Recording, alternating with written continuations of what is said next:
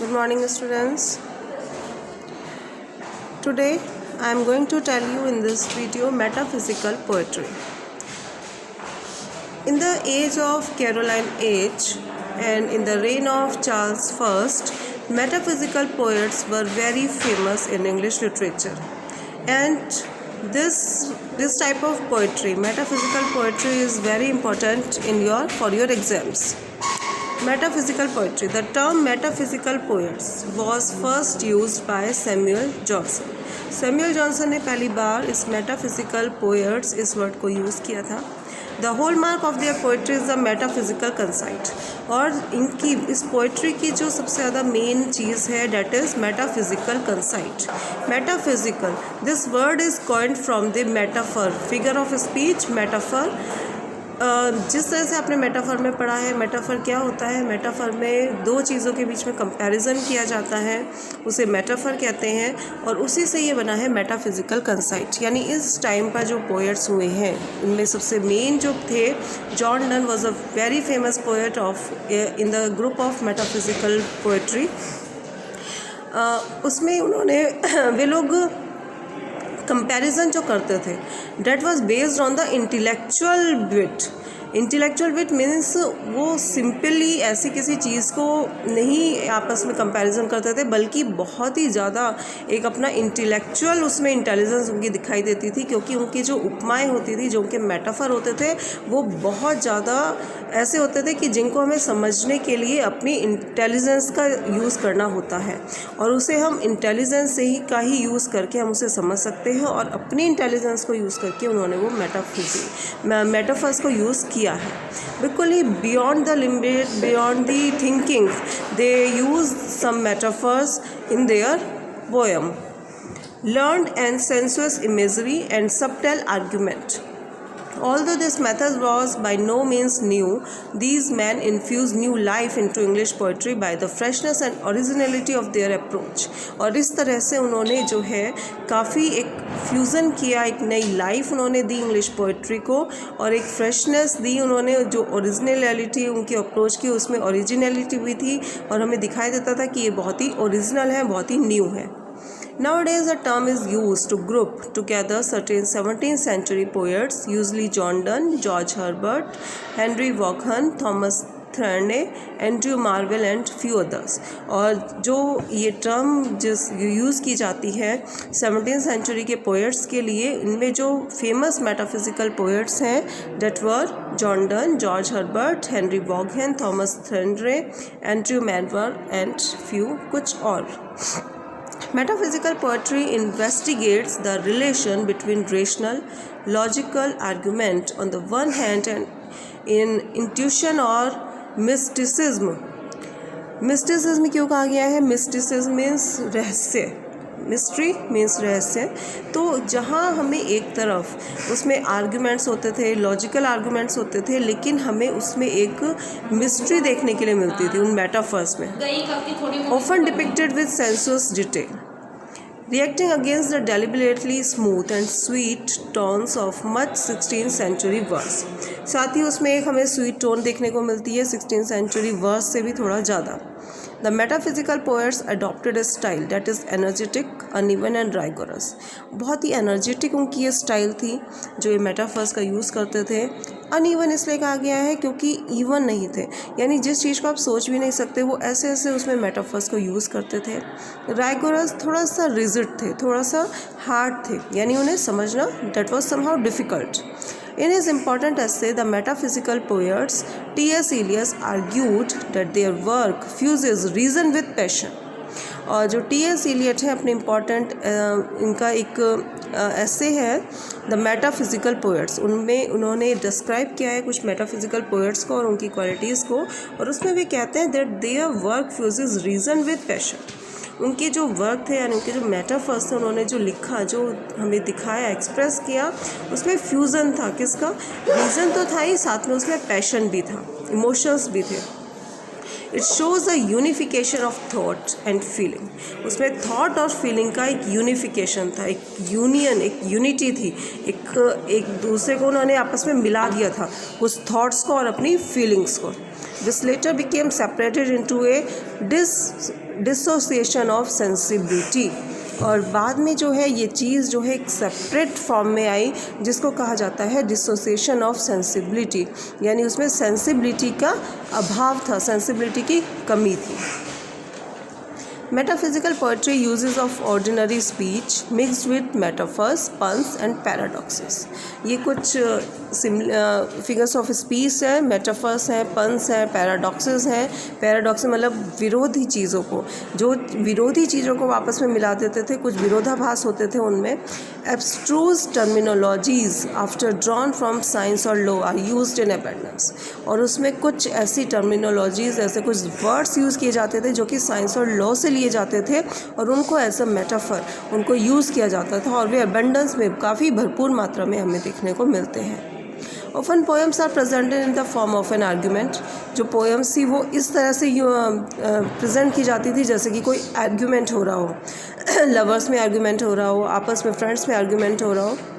In love poetry, the metaphysical poets often draw on an ideas from Renaissance, neo Platonism, और उन्होंने Renaissance से कुछ ideas लिए हैं उसमें। For instance to show the relationship between the soul and body and the union of lovers soul. जैसे कि Renaissance period के टाइम पर सोल एंड बॉडी का रिलेशनशिप दिखाया गया है, उसी तरह से उन्होंने भी लवर्स के सोल्स का यूनियन दिखाई गई है, वो सब उन्होंने दिखाया है। The poems often aim at a degree of psychological realism when referring to emotions। और उसमें कुछ ऐसे साइकोलॉजिकल मेटाफर्स, कुछ ऐसे मेटाफर्स यूज़ किए गए हैं जो कि बहुत ही साइकोलॉजिकल हैं, जिन्हें समझने के लिए हमें बहुत ही इंटेलिजेंस को यूज़ करना होता है, लेकिन साथ में उसमें इमोशंस भी हैं। Metaphysical concepts are of central importance in metaphysical poetry।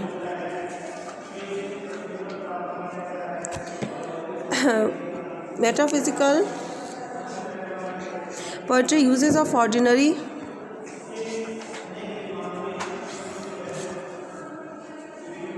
Metaphysical conceits are of central importance in metaphysical poetry.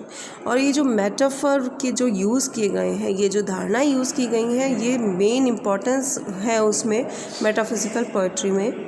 A conceit is usually classified as a subtype of metaphor, an elaborate and strikingly unconventional or supposedly far-fetched metaphor, hyperbole, contradiction, simile, paradox or oxymoron, causing a shock to reader by the obvious dissimilarity, distance between or stunning incompatibility of the objects compared। देखिए, metaphysical कंसाइट्स जो हैं, जो उसमें लिए गई हैं धारणाएं, जो लिए गई हैं, उन्हें हम मेटाफर का सब टाइप कह सकते हैं।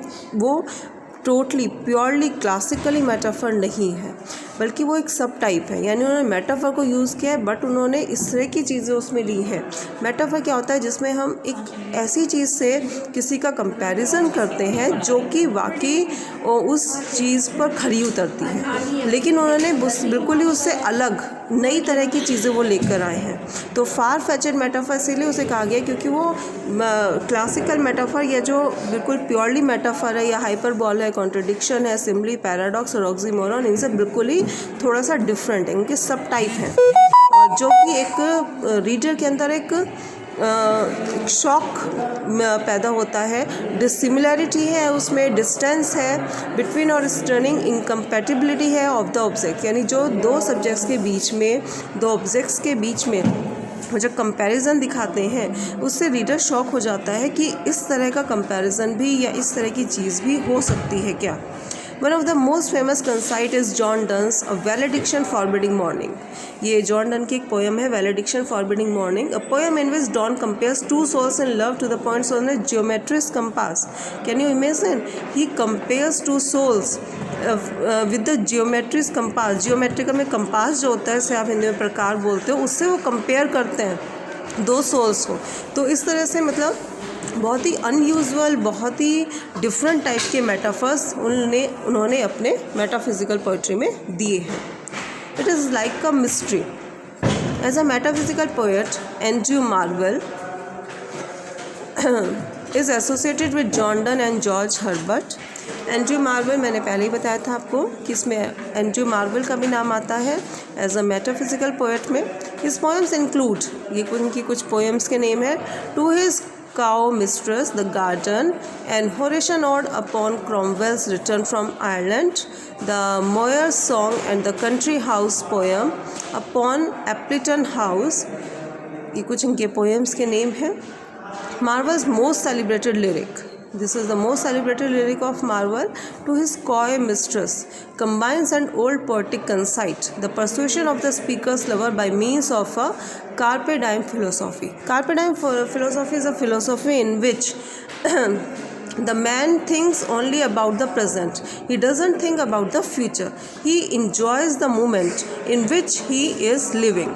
यानी वो अपने उसी मोमेंट को इन्जॉय करता है जिसमें वो रह रहा है. He doesn't think about the future. वो फ्यूचर के बारे में नहीं सोचता. He enjoys his life in the present. He enjoys his present life. तो इस तरह से उन्होंने कार्पे डीएम फिलोसॉफी के आधार पर उन्होंने जो है स्पीकर्स लवर को परसुएशन प्रोत्साहित किया है. स्पीकर के लवर को उन्होंने प्रोत्साहित किया है. With Marvel's typically vibrant imagery and ease command of rhyming couplets. उन्होंने कुछ rhyming couplets को भी उसमें यूज़ किया है. Other works incorporate topical satire and religious themes. और उनके कुछ works जो हैं वो किस पर बेस्ड हैं? कुछ satirical works हैं और कुछ religious themes बेस्ड हैं. Next is Henry Vaughan. Is considered one of the major physical poets. ये भी बहुत फेमस मेटाफिजिकल पोएट्स रहे हैं. Whose works ponder on verse personal relationship to God. और इनका जो थीम थी उनकी ये थी कि एक आदमी का रिलेशनशिप किसके साथ? गॉड के साथ, भगवान के साथ. He shares Herbert preoccupation with the relationship between humanity and God.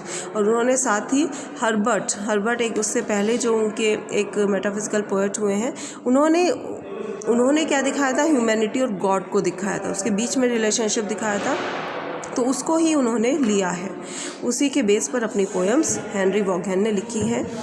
It was not until Walkhan's conversion and the writing of Silex Sinkiltillians that he received significant acclaim.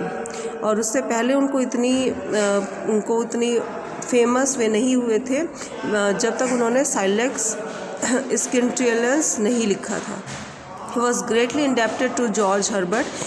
George Herbert को उन्होंने follow किया. who provided a model for Vaughan's newly founded spiritual life and literary career, in which he displayed spiritual quickening and the gift of gracious feeling derived from Herbert. और उनकी जितनी भी poems थी that was based on spiritual themes, religious themes, and these themes were derived from the Herbert. और उन्होंने ये जो themes थी सब हर्बर्ट से ली थी. Okay, thank you students.